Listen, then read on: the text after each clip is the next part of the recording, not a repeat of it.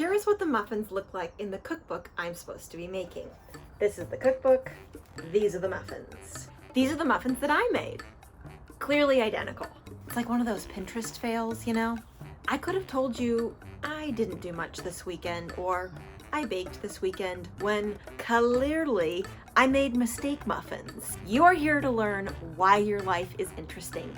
You are here to learn what makes your life interesting and how to talk about it in an engaging way. I'm Hannah, and I help people like you communicate with confidence, clarity, and charisma. And yes, that means talking about your life in an interesting, engaging way every single day. Because yes, your life is interesting and it is noteworthy. It's all a matter of how you engage and talk about it. As always, be sure to subscribe, like, comment, and share this video with family and friends. Here's how this video is going to break down. I'm going to talk you through the why, the what, and the how of your interesting life and making it engaging when you talk about it. First, I'm going to give you an example. Hint, it has to do with mistake muffins. Remember me? Then I'm going to analyze that example. Finally, I'm going to show you how to replicate that why or that what or that how concept in your own life with things that happen to you. Story plus explanation plus application in your life. Basically, we're going to go through the interesting pieces of your life, how to spot them, and how to serve them up in an engaging way. First of all, I need all of you watching to check your mindset. You have to have an open mind. If you're sitting there with your eyes narrowed and your arms crossed and you're thinking, prove it. Prove that my life is interesting. Prove that I have interesting things to share. Prove that it's engaging. This isn't the video for you. You have to come into this with eyes wide open and an open mind to be able to see the possibilities in your own life and your own interesting stories. If you aren't there and you need me to prove something to you, happily click out of this video and move on to the next video that YouTube has put into the algorithm for you to watch. If you're still here, let's get rolling. I want you to tell yourself, I live an interesting life. I live a unique and engaging life, because you do. And you need to shout it from the rooftops so the people in the back can hear it. Now that we have weeded out the naysayers, let's move on to muffins. Mistake muffins. Okay, something you should know about me when I bake. I like to make substitutions. Under quarantine, that is heightened because there are a lot of substitutions a lot of us have to make. Have you tried to buy flour at the store lately? It's nearly impossible. I also like to question recipes, like, do I really have to sift the flour? How much of a difference is it really going to make? Can't I just dump the flour in? Do you really have to sift the flour? I also like to make additions. There was no vanilla extract listed in this recipe, and I was like, nonsense, and I added a tablespoon of vanilla extract. I have been known to forget ingredients. In the past, I have forgotten to add salt, baking soda. Ooh, I forgot sugar one time in a cookie recipe. Those did not taste good. So my baking trajectory has been tumultuous at best. It's a journey. Aren't all things in life? So for this recipe, I decided to sub almond flour for oat flour because I couldn't find almond flour. I added a couple of things and then I misread the instructions. Scene. Let's talk about why this is interesting, intriguing, and engaging. There are 3 reasons. Humanize, be relatable, get specific. I've humanized myself. I've told you I make mistakes. We're not perfect and we're not meant to be. Be relatable.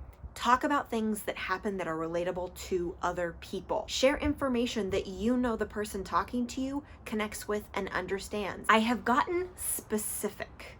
I listed specific ingredients that I have left out in my recipes. When you list specifics, people connect. They go, oh, I've left out the salt. Oh, I've left out the baking soda. Here's how you can apply this to your real life. Go to your daily activities, look at them, and really analyze why you're doing what you're doing. Do you have an internal monologue? Is it something you were taught? Is it repetition? Is it comfort? Why do you do your daily activities? Cooking, sleeping, sitting in your work chair, going on the 19th walk for the week, entertaining small children, whatever it might be, look at your daily activities. Okay, In my defense, I was using a brand new recipe from a brand new book.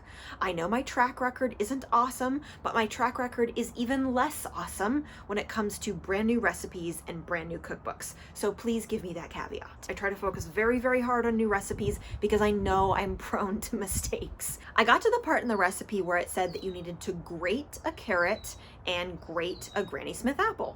Okay.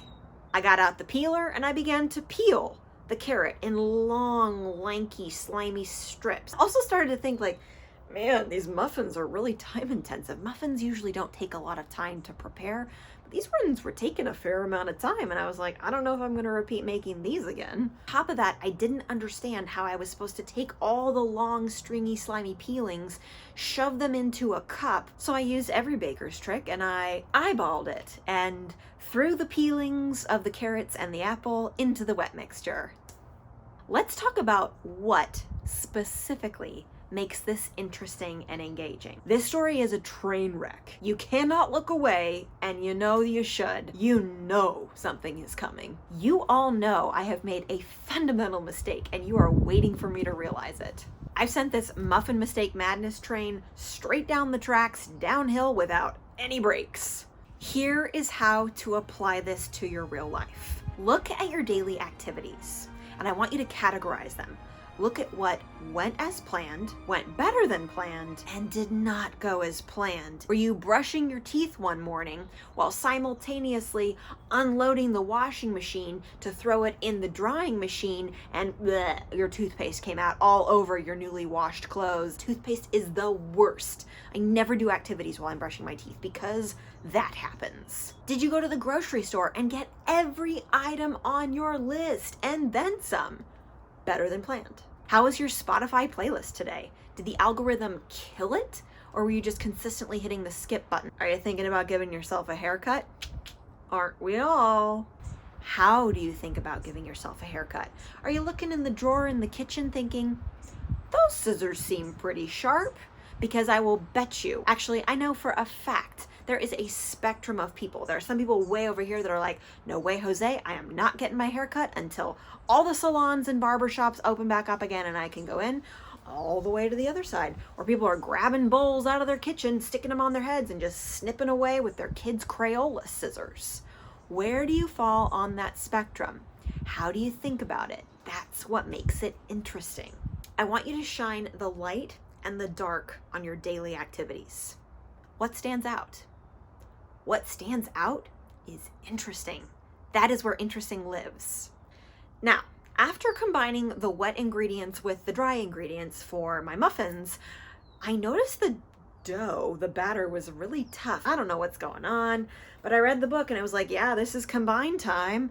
And then I was like, okay, I got to put them in the muffin tins. And I did as instructed and filled them to the brim. But what was weird is that there were long stringy pieces of carrot that looked like little antennae coming up out of the muffins. I also only made 9 muffins and this was definitely a 12 muffin recipe. So I was like, something must have gone wrong. I don't know what. I asked my husband, I was like, do you know the difference between shredding and peeling? And he just looked at me.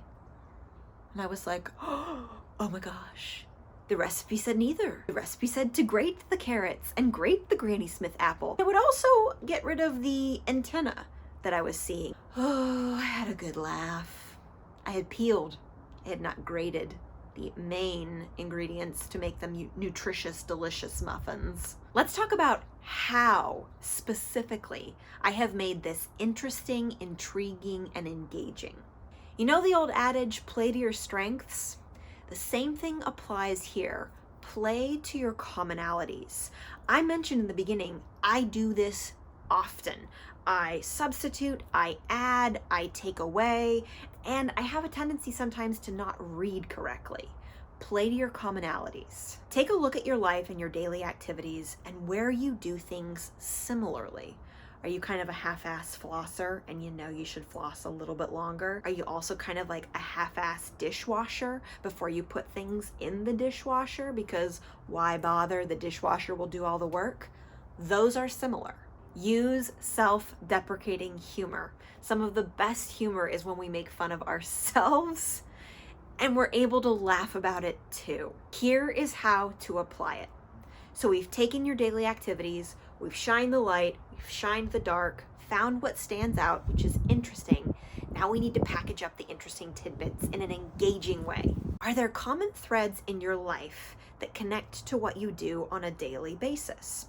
For example, are you that person that vows that the island or the counter in the kitchen will stay clean for a whole week, yet every Friday it's covered in junk like your keys and the dog's leash and your kids' papers, goldfish? Is it kind of similar to how you tell yourself you're going to go to bed before midnight every night, starting tonight? And as the week progresses, you slowly go to bed at like 1:30. Oh my gosh, Schitt's Creek was so good. You had to stay up watching to see the end. Those are similarities. How can you see humor in what you're doing or who you are or your activities? Humor is a universal language. Humans love to laugh. Humans laugh on every continent, in every culture, in every single language. To wrap for all of you, find the what, the why, and the how that's interesting in your life. Take your daily activities, shine the light and the dark on them. That's where interesting lives. Then tease it out and find commonalities and talk about them in an engaging way, with a dash of humor if you can. Oh, and what happened to the muffins? What happened to the muffins? First of all, oat flour, it's crumbly AF. Second of all, we have real stringy pieces of carrot. I'll be making them again, but I'll be sure to use the right ingredients. Oat flour is just so crumbly, and the pieces of carrot are so stringy. I will also link the cookbook down below because I have made plenty of other things from the cookbook that have gone swimmingly, like smoothies. Thanks so much for watching. Be sure to subscribe, and I will catch you next time.